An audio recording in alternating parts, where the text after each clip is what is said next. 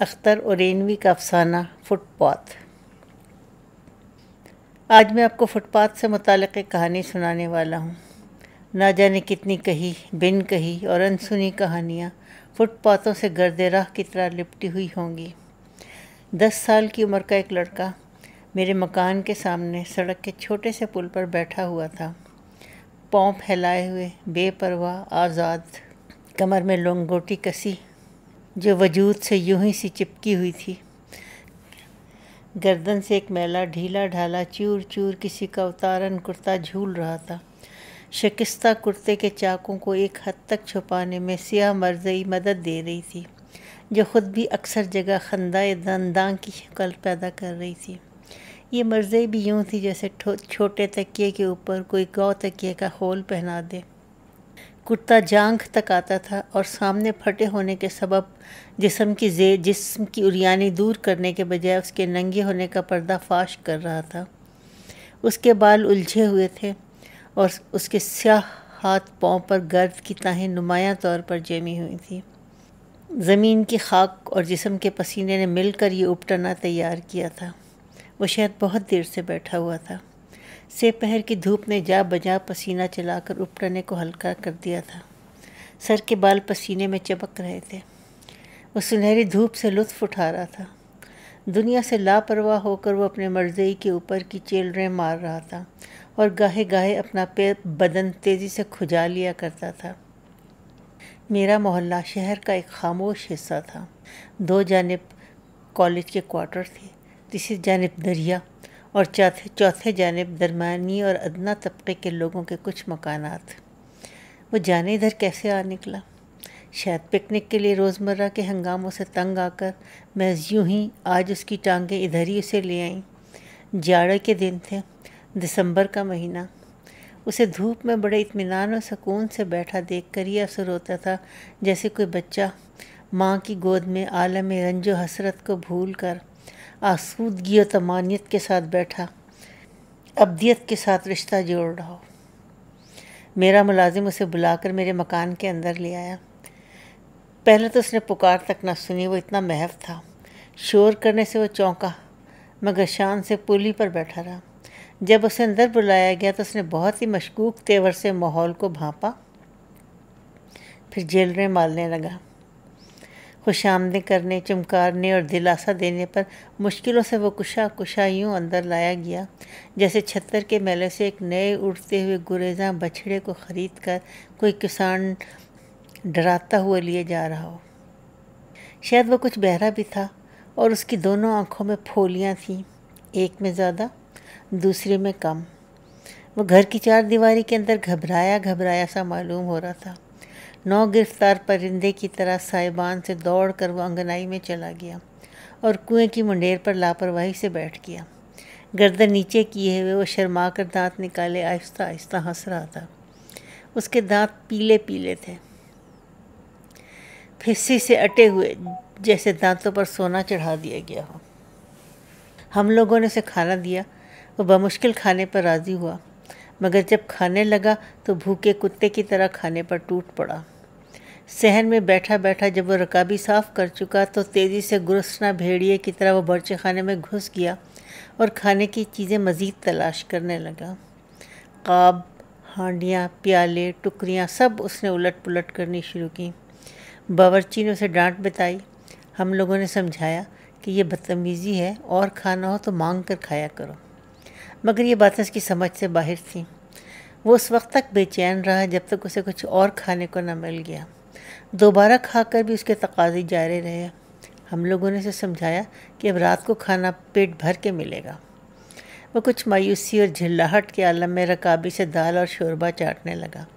چاٹ what کر رکابی کو ایک طرف نہایت بے توجہی سے سرکا دیا اور پھر کنویں کی منڈیر پر جا کر بیٹھ گیا، بے تعلق سا، بے حس، بے فکر۔ وہ بہت ہی کم باتوں کا جواب دیتا تھا۔ ہم لوگوں کو گملوں اور چمن کی آبپاشی کے لیے ایک ایسے چھوکرے کی ضرورت تھی جو اوپر کے اور کام بھی کر دیا کرے۔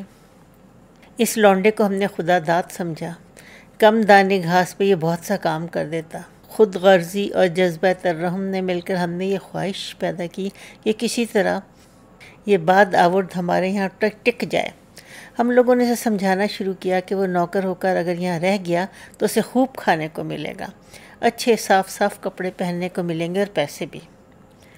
چپ چاپ سنتا رہا، کبھی کبھار اپنے پیلے پیلے دانت نکال کر ہنس دیتا، عجیب طرح کی بے تعلقی، بے جذبے کی کھوکھلی سی ہنسی۔ ہم لوگوں نے اسے نہانے کو کہا، وہ فوراً تیار ہو گیا۔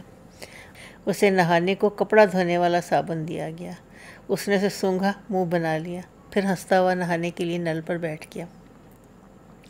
اسے ایک پرانا ہاف پینٹ اور ایک پرانی قمیض دی گئی، اس نے خوشی خوشی انہیں پہنا۔ بٹن لگاتے وقت اسے بڑا لطف آ رہا تھا، کئی بار بٹن کھول کھول کر پھر لگائے، وہ جدت کا لطف لے رہا تھا۔ اپنے کرتے اور مرزئی میں اس قسم کی نامعقول بندشیں نہیں تھیں۔ نہا دھو کپڑے بدل کر وہ سیدھا باورچی خانے میں گھس گیا، اور اب کہ اس نے باورچی سے بمنت کچھ اور کھانے کو مانگا۔ چند سوکھی روٹیاں اسے دے دی گئیں، اس نے انہیں ہفتوں کے بھوکوں کی طرح 2-3 لقمے میں ختم کر دیا۔ کھا کر وہ اٹھا اور اپنے پھٹے پرانے کرتے، میلے چکٹ لنگوٹی اور چیلڑوں سے اٹی ہوئی مرزئی کو لپیٹ لپاٹ کر سنبھال کر آنگن کے گوشے میں ٹوٹے ہوئے گھڑے پر رکھ دیا۔ اس کے بعد وہ سیدھا میرے پاس آیا اور غیر متوقع جرأت سے سوال کیا، کتنا مشاہرہ دو گے؟ میں نے کہا، ٹھکانے سے کام کر، کھانا، کپڑا، مشاہرہ سب ملیں گے۔ کہنے لگا، نہیں، بول دو کتنا ملے گا۔ میں نے ہنس کر کہا، ابھی تو مشاہرہ لے کر کیا کرے گا، خوب پیٹ بھر کے کھا، پیسے لے لیا کر 2-1۔ اوہ، تب ہم نہیں رہیں گے۔ مشاہرہ بھی ملے گا تو گھبراتا کیوں ہے، تیرا گھر کہاں ہے؟ میں نے اسے تسلی دی۔ مجبڑ پور ضلع۔ میں نے دریافت کیا، ماں باپ ہیں؟ اس نے کہا، نہیں، کوئی نہیں ہے، اور نفی میں زور سے سر ہلاتا رہا۔ بھائی بہن؟ کہہ جو دیا کوئی نہیں، وہ بگڑ سا گیا۔ اچھا، تجھے مشاہرہ دوں گا، میرے پاس جمع کرانا، اس سے بہت سے کپڑے بنا لینا اور مٹھائیاں کھانا۔ نہیں، مشاہرہ ہاتھ میں لیں گے۔ ہاتھ میں لے کے کیا کرے گا؟ پھینک دے گا، اور کیا، گر جائیں گے روپے کہیں۔ نہیں، ہم کو مکان بنانا ہے، اس نے شان و وقار کے ساتھ کہا۔ میں بھی چونک گیا اور سب لوگ ہنسنے لگے۔ اسے چوٹ سی لگی، کہنے لگا، میرے بھی مکان ہے جی، جلجلے میں گر گیا ہے تھوڑا، 2 کوٹھری ہے۔ اس کے سیاہ چہرے پر خون نے دھپے ہوئے توے کا رنگ پیدا کر دیا تھا۔ میں نے کہا، اچھا، بنانا مکان، تیرے ہاتھ میں روپے دے دوں گا۔ وہ خوش ہو گیا اور ہنسنے لگا۔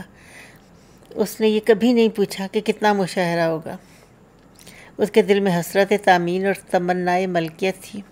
اسی حسرت، اسی تمنا کے پورے ہونے کا تصور اتنا خوش آئند تھا کہ وہ سرمست ہو گیا۔ وہ مکان کے بیرونی احاطے میں جا کر بیٹھ رہا۔ جب اسے کسی کام کے لیے بلایا جاتا تو وہ چلا آتا، اور کام کو ادھورا ہی چھوڑ کر پھر باہر احاطے میں جا بیٹھتا۔ اسے 1-2 بار سمجھانے کی کوشش کی گئی، مگر وہ اپنی جگہ پر اٹل تھا۔ ہم لوگوں نے سمجھا کہ ابھی زور دینا ٹھیک نہیں، چپ ہو رہے کہ کہیں وہ بھاگ نہ جائے۔ اب رات ہو چلی اور وہ مزے سے صحن میں بیٹھا رہا۔ کھانا کھانے کے لیے اندر آیا، پھر باہر چل دیا۔ بڑی دقتوں سے اسے سلانے کے لیے اندر لایا گیا۔ اب وہ کوٹھری کے اندر سونے پر رضامند نہیں تھا۔ رات بھر وہ سائبان میں ہی سوتا رہا۔ غضب کی سردی تھی، مگر وہ تو کھلی فضا کا پنچھی تھا۔ اسے اوڑھنے کے لیے کمبل دے دیا گیا، جسے اس نے نہایت استغناء کے ساتھ سرسری طور پہ لے لیا۔ صبح ہوتے ہی وہ احاطے میں جا پہنچا۔ صرف قمیص اور ہاف پینٹ پہنے ہوئے اسے بلا کر چولہے کے پاس باورچی خانے میں بٹھایا گیا۔ وہاں وہ چپکا بیٹھا رہا۔ جب ہم لوگوں کے ناشتے کے بعد اسے روٹی کھانے کو مل چکی تو میرے پاس آیا اور کہنے لگا، ہم جا کے چادر لے آویں؟ میں نے پوچھا، کہاں ہے تیری چادر؟ اس نے نہایت صفائی سے جواب دیا، فٹ پاتھ پر۔ ارے فٹ پاتھ پر کہاں؟ جہاں ہم روز سوتے تھے، ہاتھے کی ٹٹی میں لگا کے رکھ دیا ہے۔ اب وہ جانے کے لیے بے چین تھا۔ میں نے کہا، تجھے دوسری چادر مل جائے گی، مت جا۔ مگر اس نے ایک نہ سنی اور جانے پر مصر ہوا۔ ملازموں نے اسے زبردستی روکنا چاہا تو وہ زور زور سے رونے لگا۔ میں نے آخرش اسے جانے کی اجازت دے دی۔ وہ چھلانگ لگا کر احاطے کے اندر چلا گیا۔ وہاں سے یک بیک لوٹ کر اندر آیا۔